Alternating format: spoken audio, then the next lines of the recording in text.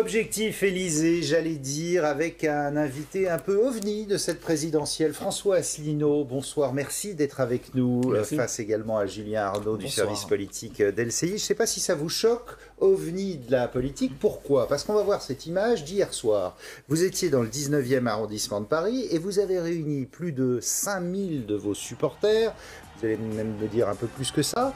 Vous avez obtenu plus de 500 signatures là où d'autres ont échoué. Et pourtant, les Français ne vous connaissent pas. Pourquoi? Si les gens français ne me connaissent pas, c'est parce que depuis 10 ans que j'ai créé ce mouvement politique, le moins qu'on puisse dire, c'est que j'ai pas été beaucoup m'inviter dans toutes les radios et dans toutes les télévisions. C'est uniquement la faute des médias? Non, parce que... Enfin oui, largement, parce que sur Internet, je suis très connu. UPR.fr, c'est notre site, le site du parti que j'ai créé, et le site le plus consulté de tous les partis politiques français. Et notre chaîne YouTube, Union Populaire Républicaine, a dépassé les 10 millions de vues, ce qui est considérable. Je vais vous donner un exemple. Comment vous expliquez ça? Mais j'explique ça par le fait que nous avons demandé beaucoup, gentiment, poliment, à beaucoup de chaînes de radio et de télévision, les grandes chaînes de radio et de télévision depuis des années, d'être invités. Et puis à chaque fois, on me disait non. Voilà, il y avait une fin de non-recevoir. Parce que quand on voit les sondages, et on va les voir, vous êtes dans l'infinitésimal, dans le 0,5. Mais vous voyez bien que les sondages sont faux. Pendant qu'hier, nous avons eu 6500 personnes. C'est vraiment considérable.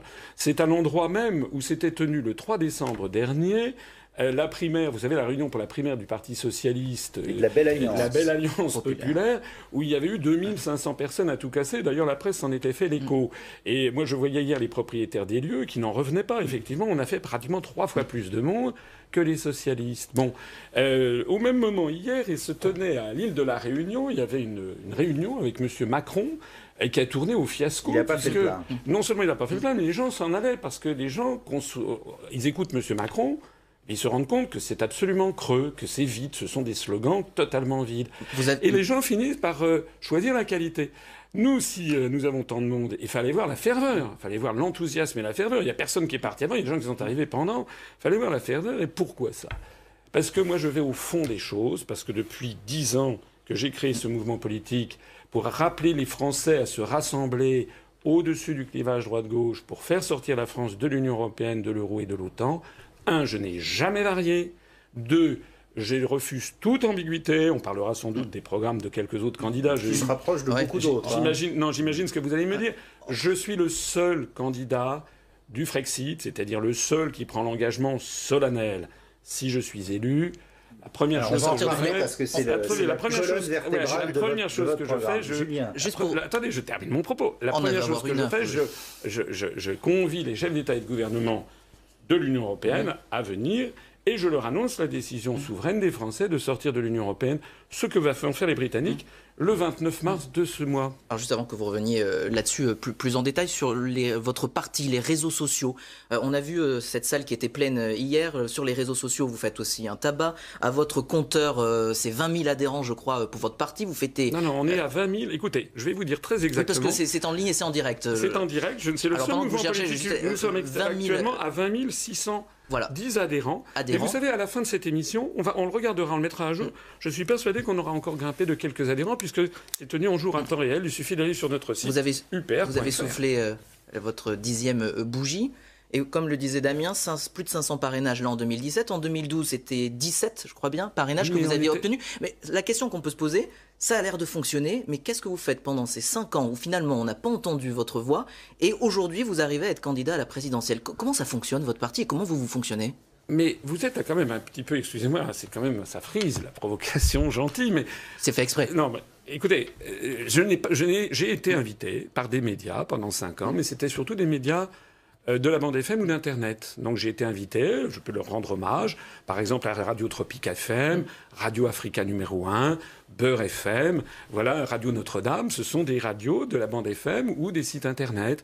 Mais à chaque fois que l'on demandait à passer sur des grands médias, c'était niette. Et pourtant, ça n'est pas normal, puisque je rappelle qu'aux élections européennes de 2014, on avait rassemblé 77 000 suffrages, c'est-à-dire 0,4% des suffrages. C'est pas énorme, je vous l'accorde, mais c'était plus que le NPA de M. Besancenot. Et puis faire 0,4% des suffrages, si 100% des Français vous connaissent, c'est pas beaucoup.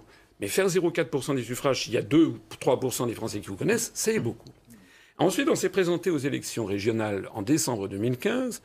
Et là, nous avons rassemblé 190 000 électeurs, c'est-à-dire 0,9% des suffrages, avec 1971 candidates et candidats.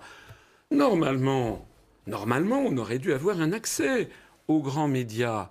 Eh bien, je suis désolé, ça n'a pas été le cas. D'ailleurs, TF1 et LCI ne m'ont pas invité à cette occasion. Parce que c'est vrai qu'on vous connaît mal. Alors vous mais on me connaît mal parce que, vous savez, c'est le serpent qui se mord la queue. Je vais vous dire quelque chose. Ça fait 10 ans que j'ai créé l'UPR. Enfin, oui, alors justement, voulez-vous voir là sur Internet parce que vous êtes le candidat d'Internet en quelque sorte. Regardez ce que ça donne. Je termine mon propos. Ça fait 10 ans que j'ai créé l'UPR. Je n'ai encore jamais été invité sur France Inter. Voilà.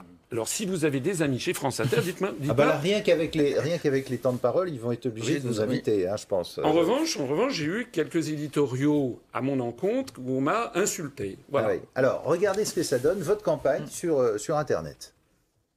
Qu'est-ce que c'est que l'UPR, l'Union populaire républicaine ? C'est un mouvement politique que j'ai créé le 25 mars 2007, le jour du 50e anniversaire du traité de Rome, qui créait la communauté économique européenne. Et si j'ai créé ce mouvement politique ce jour-là, c'est à titre symbolique, parce que ce mouvement a pour objectif de rassembler tous les Français, quelles que soient leurs opinions par ailleurs, de droite, du centre ou de gauche.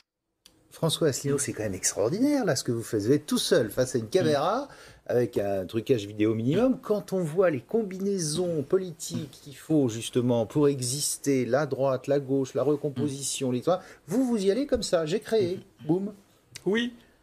Ça vous choque ? Pas du tout. Vous savez, les Français, pourquoi est-ce que notre mouvement politique grimpe à une façon vertigineuse ? Je crois que beaucoup de journalistes n'ont pas vu venir ce qui était en train d'arriver. Actuellement, quand je vous dis que nous avons notre mouvement 300 adhérents de plus tous les jours, c'est vrai. Je ne suis pas un menteur. Voilà. Or, les Français, actuellement, ils en ont ras-le-bol.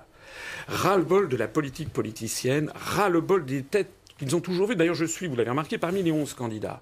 Je suis le seul que les Français ne connaissent pas. Depuis longtemps, hein, sous Charles Pasqua, sous Jean Tibéry. Non.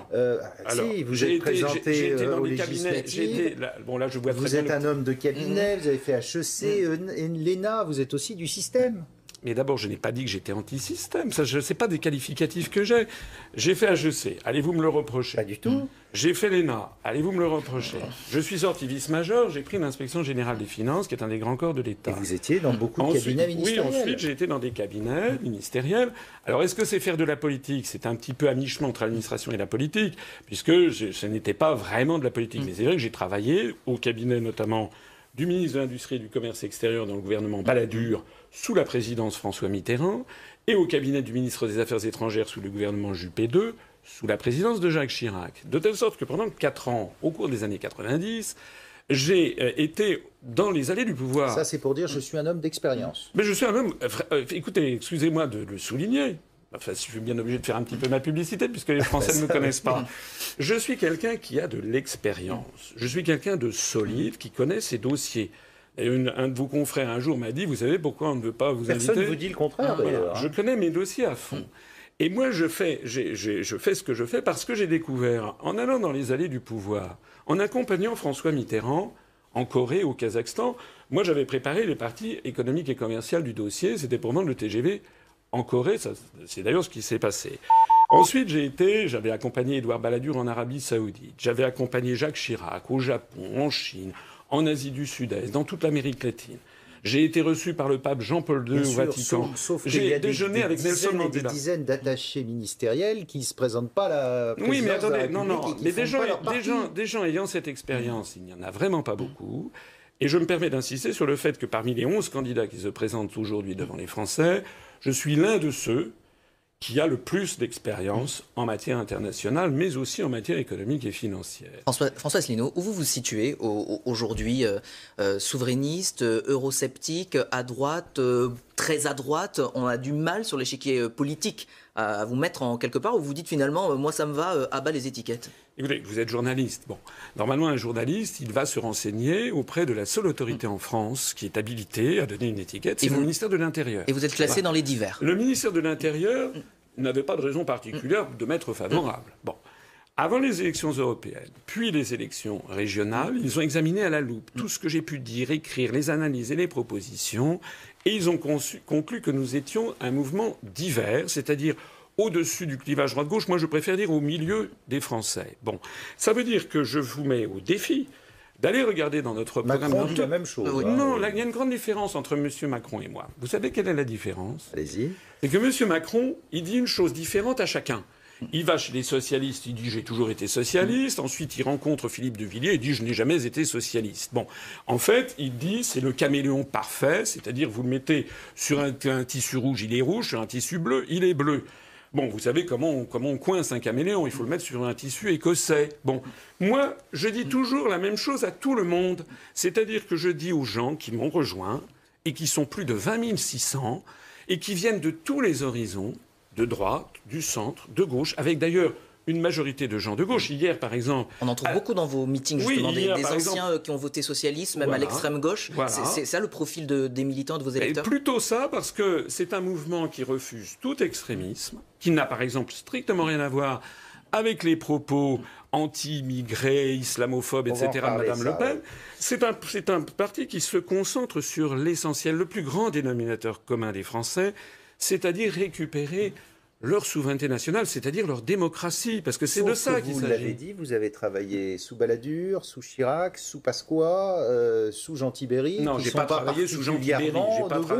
Je n'ai pas travaillé sous Jean Tibéry. Vous étiez conseiller de Paris. Oui, d'ailleurs, j'avais quitté ce groupe, j'étais mis en non inscrit, et effectivement, j'ai travaillé auprès de M. Pasqua. Je n'en disconviens absolument pas. C'était au Conseil général des Hauts-de-Seine, tout à fait. Et ensuite, vous oubliez de préciser que lorsque M. Sarkozy est arrivé à la présidence du Conseil général des Hauts-de-Seine, il était également un délégué. Il était également ministre des Finances et il m'a nommé délégué général à l'intelligence économique à Bercy. À votre avis, est-ce que c'est un imbécile qu'on nomme à ce poste? Non. Bon. Donc, si on m'a nommé à ce poste de délégué... Il vous en a fait sortir très vite, d'ailleurs, après. Non, ça s'est passé 2 ans après, pour une raison simple. Vous savez pourquoi j'ai été... en fait, on m'a prié de dégager de ce poste. C'est parce que dans le secret des cabinets ministériels, j'avais fait des notes, un très gros dossier, notamment, où j'expliquais que l'euro, de toute façon, exploserait. Et j'avais eu le tort d'avoir raison trop tôt. Mais on va peut-être parler de l'euro. Si nous voulons sortir de l'Union européenne et de l'euro... Alors, justement, ça n'est votre colonne vertébrale, c'est ça. C'est sortir de l'Europe, de l'euro, aussi de l'OTAN, et tout ira mieux? Alors, je n'ai pas dit que tout ira mieux. Bon, c'est comme si on avait dit à Charles de Gaulle en juin 40, alors voilà, vous voulez poursuivre la résistance, vous voulez créer la France libre, donc pour vous, tout ira mieux si les Allemands s'en vont. Mais évidemment, tout n'irait pas forcément. Il y aura des choses qui continueront d'aller mal, il y aura toujours des problèmes. Il le disait d'ailleurs, il y aura des problèmes avant, il y en aura après. Mais pourquoi est-ce que je veux sortir de l'Union européenne, de l'euro et de l'OTAN? Parce que l'Union européenne nous a volé notre démocratie, parce qu'elle nous impose des politiques que les Français ne veulent pas, et parce qu'elle nous entraîne à la ruine. Je vais prendre 2-3 exemples, si vous me le permettez. Pourquoi y a-t-il des délocalisations industrielles? Parce qu'il y a un article, qui est l'article 63 du traité sur le fonctionnement de l'Union européenne, qui force à la libre circulation des mouvements de capitaux. Ça n'existait pas avant 92. Et dans la langue française, le mot même de délocalisation est apparu en 1993, lorsqu'une entreprise, il s'agissait d'une entreprise Hoover à Dijon qui fabriquait des aspirateurs, a transféré son usine à l'étranger. Les délocalisations, c'est aussi dû à la mondialisation en général. Non, monsieur. C'est pas que l'Europe. Non. La mondialisation... Quand le textile est allé faire des t-shirts en Chine, c'était pas l'Europe. Bien sûr que si. Quand Moulinex est allé faire son petit électroménager ailleurs qu'en Normandie, c'était pas dû à l'Europe, c'était les coûts salariaux qui étaient moins chers. C'est justement dû à la libre circulation des mouvements de capitaux. Ça, c'est le premier point. Mais ça, c'est la mondialisation. Oui, non, attendez, vous me laissez parler. Oui. Bon, la mondialisation, c'est un jeu de dupes. Parce que figurez-vous que, effectivement, toutes les entreprises françaises peuvent aller se délocaliser en Chine, ça c'est vrai, ou en Tunisie, ou en Slovaquie. Mais en revanche, nous, par exemple, les Chinois peuvent acheter 1700 hectares de terre dans le Béret, c'était le cas au mois d'avril 2016. L'émir du Qatar peut racheter 5% de Vinci, peut acheter des hôtels ou le Paris Saint-Germain, etc. Mais l'inverse, ce n'est pas vrai. Parce que la grande majorité des États du monde n'ont pas accepté la libre circulation des mouvements de capitaux. C'est ça. C'est-à-dire que les Chinois peuvent acheter 1600 hectares de terre dans le Berry, mais si vous gagnez par exemple, à l'euro-million et que vous voulez acheter, par exemple, j'ai pas des hectares d'un grand cru de thé de Chine, vous ne le pourrez pas. PSA vend plus de voitures en Chine qu'en Europe. Hein. Mais ça fait de sacrées rentrées d'argent. Je n'ai pas dit... Écoutez, jusqu'en 1992, il y avait un contrôle des mouvements de capitaux. Qui dit contrôle ne dit pas interdiction, dit contrôle. Par exemple, Peugeot avait eu l'autorisation d'aller s'implanter en Iran pour y fabriquer des voitures. Bon, et il retourne en ce moment, d'ailleurs. Voilà. Mais maintenant, là, ce dont il s'agit, c'est que si on veut lutter contre les délocalisations torrentielles, il n'y a pas d'autre solution que celle qui consiste à rétablir les mouvements de capitaux. C'est pas la seule chose. L'article 106 du traité sur le fonctionnement de l'Union européenne condamne les services publics, nous force à privatiser les services publics.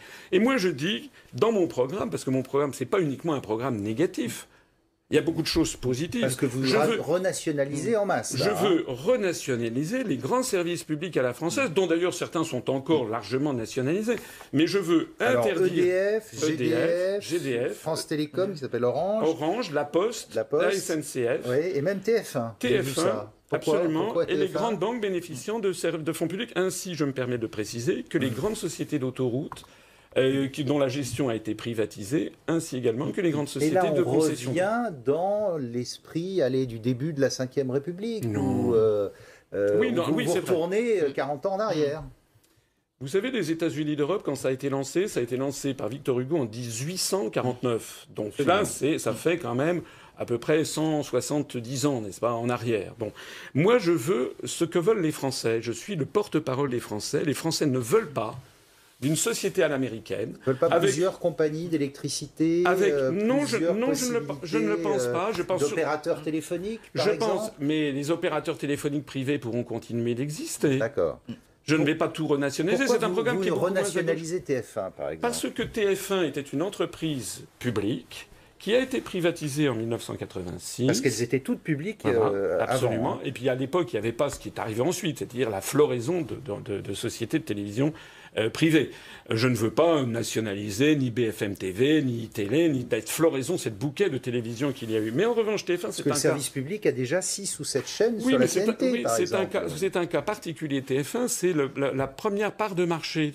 Et dans des grandes démocraties comme le Royaume-Uni ou le Japon, la première chaîne de télévision, parce qu'elle a un impact majeur sur l'opinion publique, est une entreprise publique. Vous refaites La Voix de la France, cher à Pompidou ? Ça sera une entreprise modèle en matière d'interactivité avec le public. Je veux notamment, par exemple, que vous savez, les boîtiers Médiamétrie, c'est une entreprise, la TF1 Nouvelle, c'est une entreprise qui sera la voix des Français. C'est-à-dire que les Français pourront voter pour avoir, par exemple, tel débat politique, pour avoir telle personnalité qu'ils veulent voir ou d'autres qu'ils ne veulent pas voir. Ils reprendront en main la gestion de l'information. Il y aurait une majorité de télévision et de radio publiques avec votre système. Mais écoutez, de toute façon, vous savez bien que les télévisions, en ce moment, sont en train de perdre constamment des parts de marché au bénéfice d'Internet.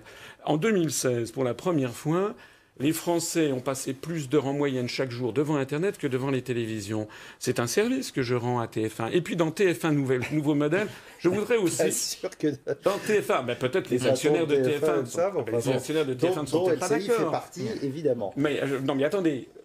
L'idée, c'est aussi de faire TF1, que TF1 ouvre l'esprit des Français sur le monde. Je suis désolé. Ce qui pour vous n'est pas le cas actuellement. Non, je pense qu'actuellement, il y a une surreprésentation des productions américaines. Vous êtes là pour le dire. Non, mais une surreprésentation des productions américaines, par exemple. Moi, je voudrais qu'il y ait des films, une soirée, par exemple, une fois par mois, par exemple, une soirée indienne, et puis là, le mois suivant, une soirée avec des films russes, et puis une fois après, ça serait des films japonais, et puis des films sénégalais, pour que les Français, et vous savez, ils adoreraient ça, vous verriez vos parts de marché augmenter, parce que les Français, moi je les vois. Hier, par exemple, les journalistes ont été sidérés non seulement par le nombre de personnes qu'il y avait au meeting hier, par la ferveur, mais aussi par l'extraordinaire diversité des Français que nous rassemblons. Quand vous êtes lancé, difficile de vous arrêter. François Asselineau, on va revenir un petit peu sur l'Europe, puisque, comme le disait Damien, colonne vertébrale de votre programme. On a vu cette Union européenne qui n'a jamais été autant contestée dans une présidentielle. Si on fait l'état des lieux de tous les candidats qui se présentent, on va dire presque 1 sur 2 veut remettre en question et en cause cette Europe. Qu'est-ce qui vous distingue du coup d'une Marine Le Pen, d'un Nicolas Dupont-Aignan? On va l'écouter, elle était en meeting à Lille. Et on entend votre réaction juste après.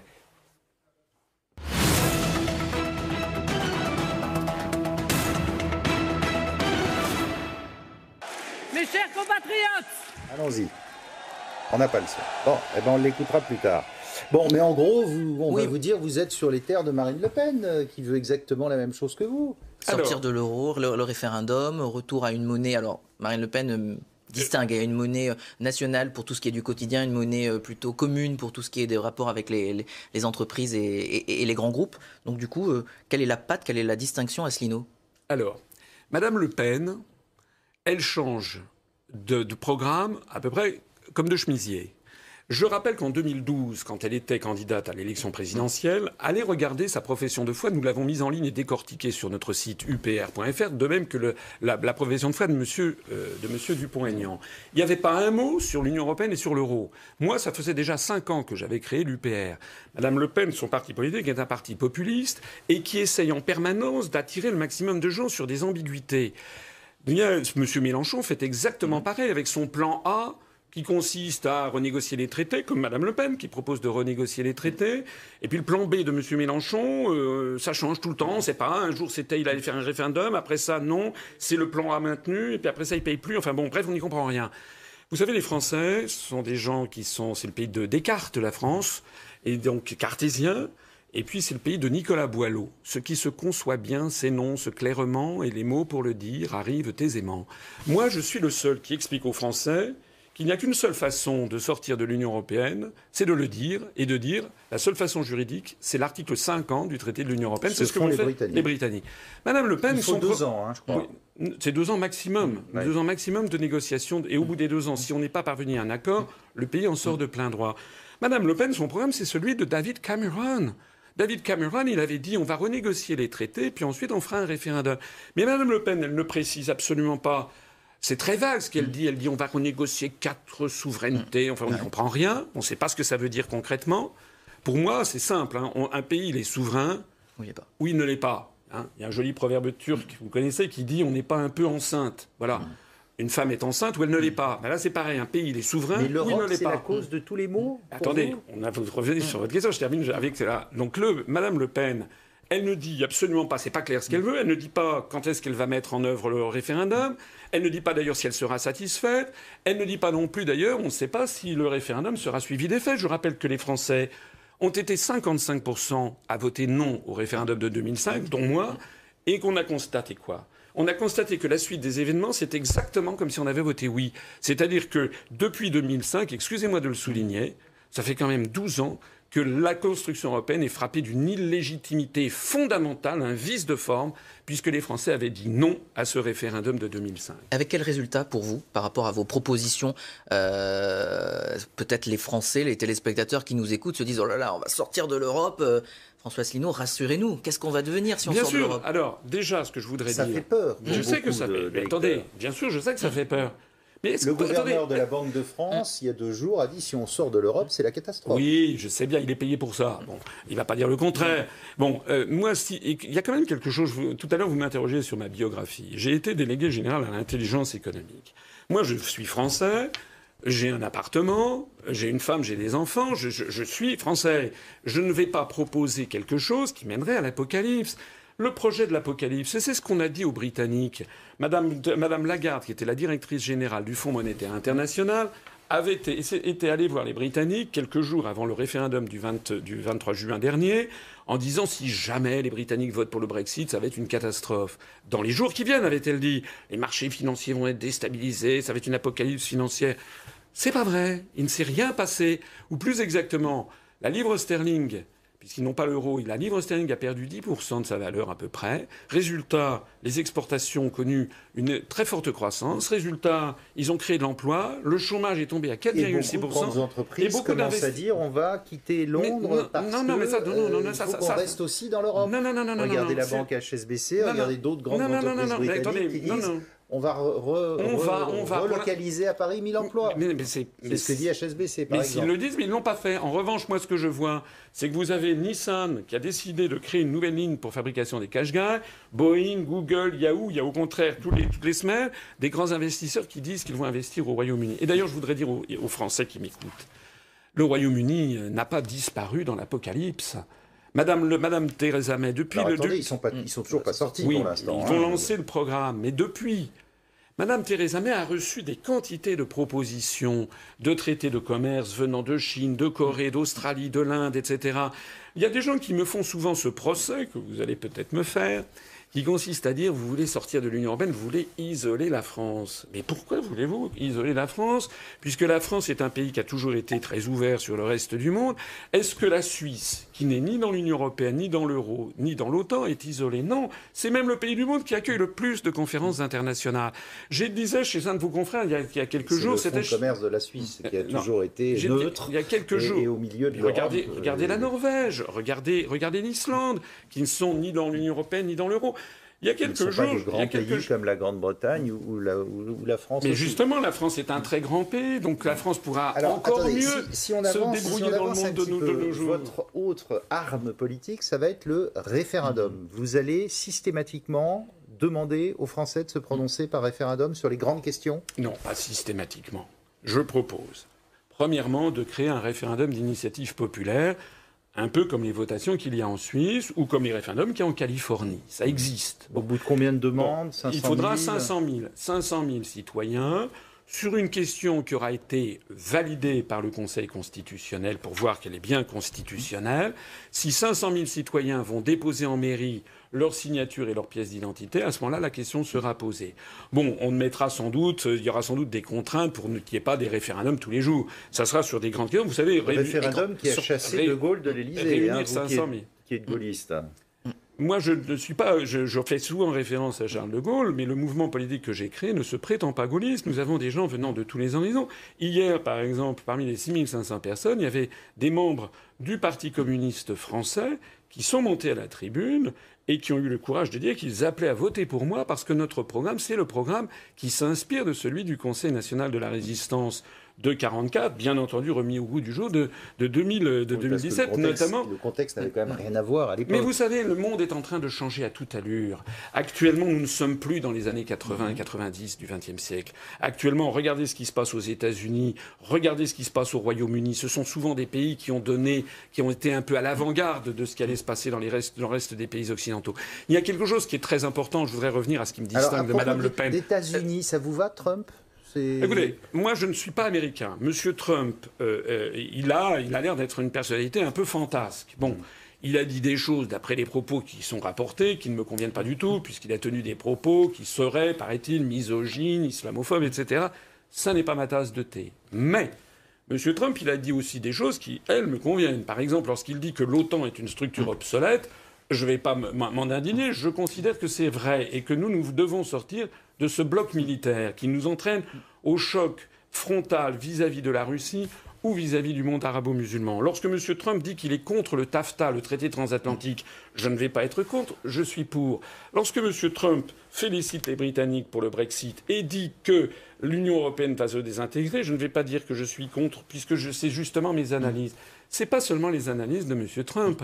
L'un des plus grands cabinets d'intelligence économique américains, qui s'appelle Stratfor, a publié une enquête au début de cette année en disant l'Union européenne va exploser. Et c'est parce que depuis ma longue carrière, j'ai été réputé pour voir les choses à l'avance et les choses loin, que je propose aux Français, pendant qu'il en est encore temps, de sortir de l'Union européenne et de l'euro avant d'être ensevelis sous l'échafaudage qui arrive. Quand Vladimir Poutine rencontre Marine Le Pen, là vous dites quoi? Vous qui êtes plutôt partisan, qui aimait bien les propos ou les positions du président russe, vous applaudissez demain, vous dites bien joué? Je n'ai pas spécialement dit que j'aimais bien les propos du président russe.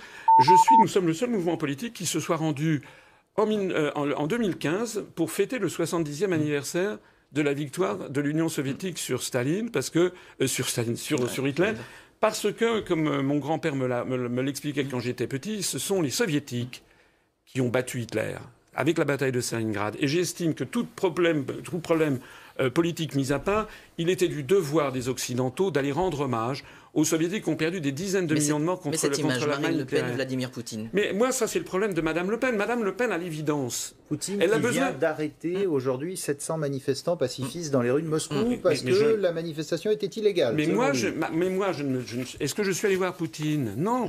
Mme Le Pen, elle a besoin de béquilles. Voilà. Mme Le Pen, c'est l'héritière d'une SARL paternelle. Elle a hérité de ça. Mais elle a besoin de béquilles. Elle a besoin de béquilles conceptuelles. Parce que c'est pas une femme de dossier. C'est connu dans le Landerneau. Donc elle a besoin... D'ailleurs, dès qu'il y a une émission politique un petit peu agressive, elle envoie M. Philippot. Parce qu'elle a peur. Elle a peur de se faire... Bon. Madame Le Pen, elle a besoin de béquilles médiatiques. Alors elle est allée vers le magazine Time. Vous vous rappelez, elle était allée à New York. Elle avait été adoubée par le magazine Time. Elle a besoin de la béquille de M. Poutine. Elle a besoin de béquilles idéologiques. Elle a besoin de béquilles financières. Elle est allée chercher de l'argent aux Émirats Arabes Unis, auprès de banques russes. Mais moi, je n'ai besoin d'aucune béquille. Qui vous finance, justement? Nous, c'est... Parce que ça coûte cher de réunir 6500 personnes dans une salle. Oui, c'est vrai, ça coûte cher. De monter un parti, etc. Ça coûte cher, c'est tout à fait exact, mais c'est tout à fait compatible avec notre budget, le budget de campagne. Vous savez, le budget de campagne pour l'élection présidentielle, le plafond est de 23 millions d'euros. Bon. Nous avons budgété 800 000 euros. Il y a de quoi faire sourire de pitié, peut-être. Mais nous... L'argent que nous avons, c'est uniquement et exclusivement l'argent de nos donateurs et de nos adhérents et de leurs cotisations. Qui sont-ils, ces donateurs? Vous donnez leur nom? Ah bah non, je ne vais pas donner le nom, mais sachez que le maximum est de 7 500 euros par an et que nous avons à peu près 4 ou 5 personnes qui nous donnent 7 500 euros sur les 20 000. Vous voyez, il y a quelques personnes fortunées. Mais nous n'avons pas... On dit beaucoup dans les rédactions, de ce que je crois savoir, que certains candidats, M. Macron pour ne pas le nommer, lorsqu'il va aux États-Unis ou au Royaume-Uni, il rencontre des banquiers très riches qui lui donnent beaucoup d'argent. Moi, ça n'est pas le cas. J'ai lancé une collecte de fonds le 12 décembre dernier.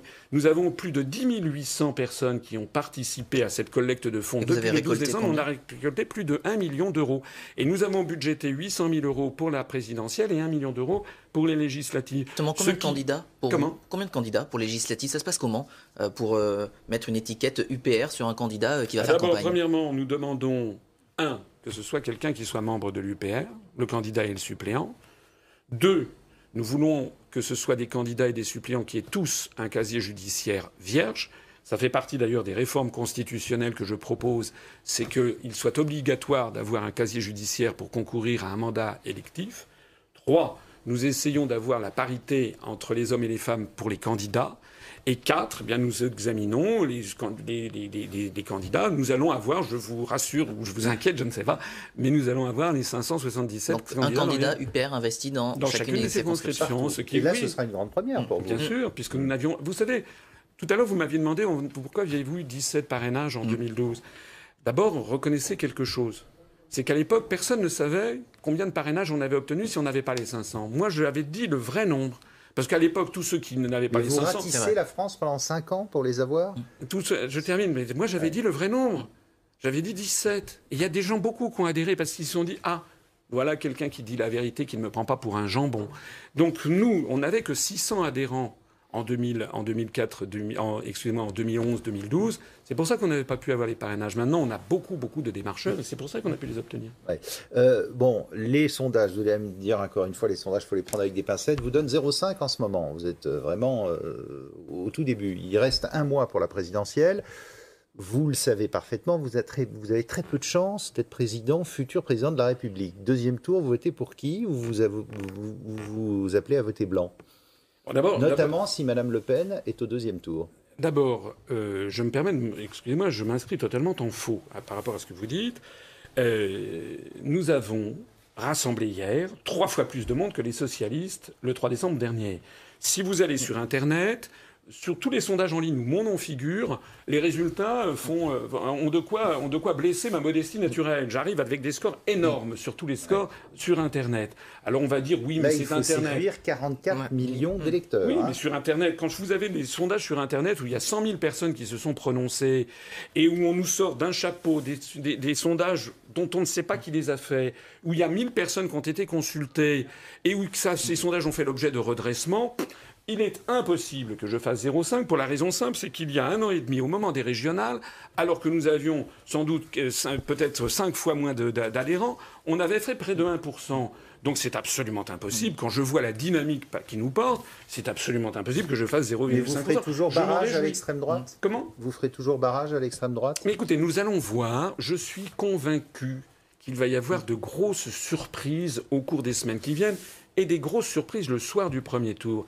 Et je pense, vous vous rappellerez cette émission, je pense que je vais être la surprise du premier tour. Donc vous pensez que vous fêterez vos 60 ans en septembre prochain à l'Élysée? Et pourquoi pas? Vous savez, 50% des Français ne savent plus pour qui voter, ne veulent plus, ils sont dégoûtés par la situation actuelle. La campagne a sombré dans, c'est même pas de la médiocrité, c'est de l'infamie, avec des affaires qui sortent tout le temps.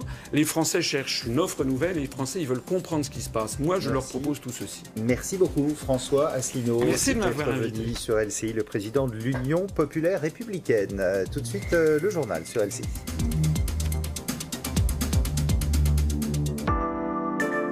Retrouvez nos analyses, nos propositions, adhérez ou faites un don sur upr.fr. Retrouvez-nous aussi sur Facebook pour partager des idées et participer au direct. Twitter pour suivre les réactions de François Asselineau au jour le jour. YouTube pour ne rater aucune de nos vidéos. Pour nous aider à rétablir la démocratie, poussez-nous, abonnez-vous, partagez.